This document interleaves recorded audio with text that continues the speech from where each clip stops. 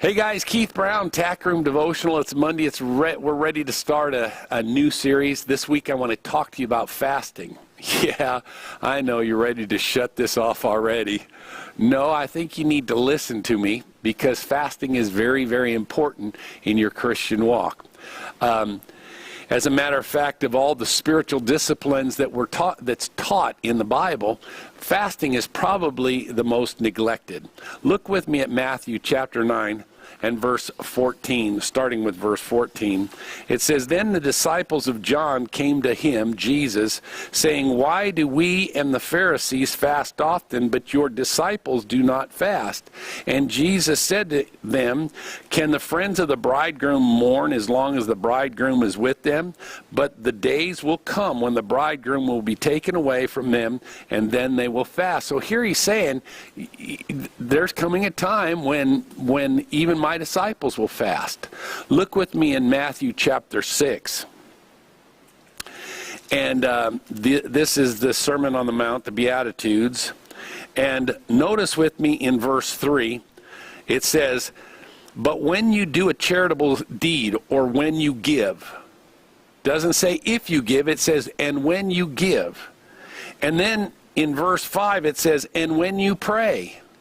It doesn't say if you pray, it says when you pray. In other words, this discipline of giving and praying is expected by Jesus. He expects people to give and to pray. In verse 6 you see, "and when you pray." In verse 7 you see, "and when you pray." But now look with me in verse 16. "Moreover, when you fast." So this is not, Jesus is not saying if you fast, he's saying when you fast. In other words, he expects his followers, his disciples, to fast. So fasting is a discipline that you and I need to practice. So we need to know about it.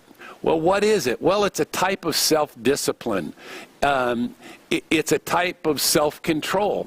Okay, so for instance, we as Christians want to have control over our anger or over our temper. And so that's one thing that we practice. We practice our tongue. You know, we want to control our tongue, not let our tongue control us. Well, then when we look at fasting, it's controlling what we eat. Okay, so simply put, fasting is just abstaining from food. But there's a little bit more to it than that. It's harnessing the power of something that God has made available to us as Christians. It's kind of like a waterfall going over the mountain. You know, it's beautiful, absolutely, but there's no benefit until we harness that power and turn it into electricity, and then people get to receive the benefits from all that power. Well, there's power that comes with fasting also. So another way to look at fasting is, fasting means being so consumed with a matter that it becomes more important than food. So in other words, let's say you have a child who's out there doing some crazy things and maybe getting into drugs and hanging with the wrong person. All of a sudden you're consumed with that because you're afraid that your child's going to, get themselves in a position that's going to destroy their lives. You don't even worry about food at that point. All you're thinking about is your child. Well, that's a great time to begin to fast. I know for a fact, I was raised in a Christian home, but as we got out of high school and into college and stuff, my older brother and I, it seemed like we got away from God, but the whole family got away from God at the same time.